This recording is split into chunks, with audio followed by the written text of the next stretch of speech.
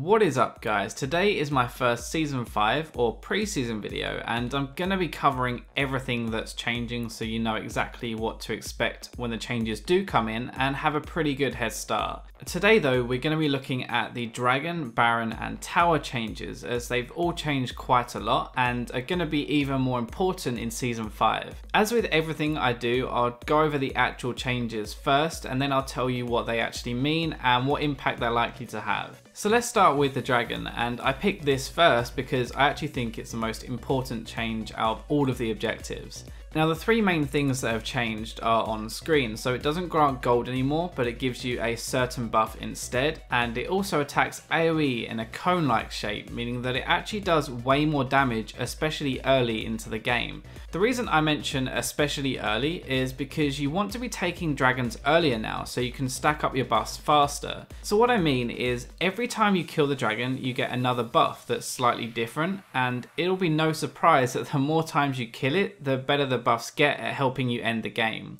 So the first time you get it, it's plus 8% attack damage and ability power. The second time is plus 15% damage to minions and monsters. The third time is plus 5% movement speed. And the fourth time is plus 15% damage to towers and buildings. When you get to the final form, the fifth time you actually do it, it's going to double all your other bonuses and your attacks burn your enemies for 150 true damage over 3 seconds. So it's kind of like a red buff. Now the first buff is a pretty big help to your lane phase, whereas the last two buffs are actually really good at helping you end the game and push those towers down. The last thing I really want to note is that every time you kill the dragon and increase the stage he's on, he'll do 20% increased damage and be taking 7% less. Now the cool thing about this final change is that teams will be wanting to get these buffs and take dragons whenever it's up, right? But because it's doing more damage, it gives the other team, the team on the back foot, the chance to fight a dragon and make a comeback with the extra damage they're going to be taking from dragon itself.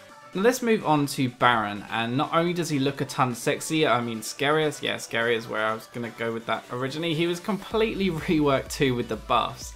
The bonus AD and AP are about the only things that have stayed the same. It doesn't grant you any regen anymore, but instead it reduces your recall time by half, and it buffs nearby minions based on what type they are.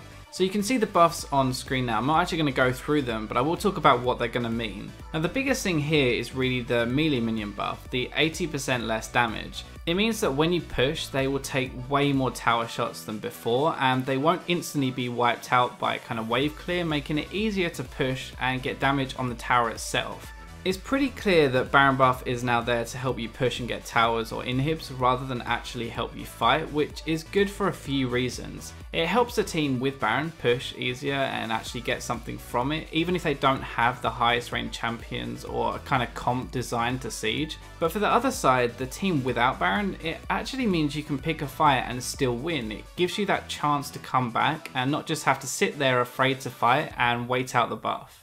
The final change is to towers, and what they've done is they've given each row of towers a new passive. The first set of towers takes reduced damage from champions for the first 7 minutes of the game, which is actually already there in the game right now, so there's no change. The next set, the inner towers, has a 200 health shield that regenerates after 30 seconds of it not being attacked. Now if the tower actually has any part of that shield left, it also grants nearby allied champions a shield that increases by 30 every second up to 300. This makes actually sieging and pushing these towers down pretty hard because it's much easier to defend. It's harder to dive with that shield, and it's also harder to be poked away from because it obviously regenerates over time.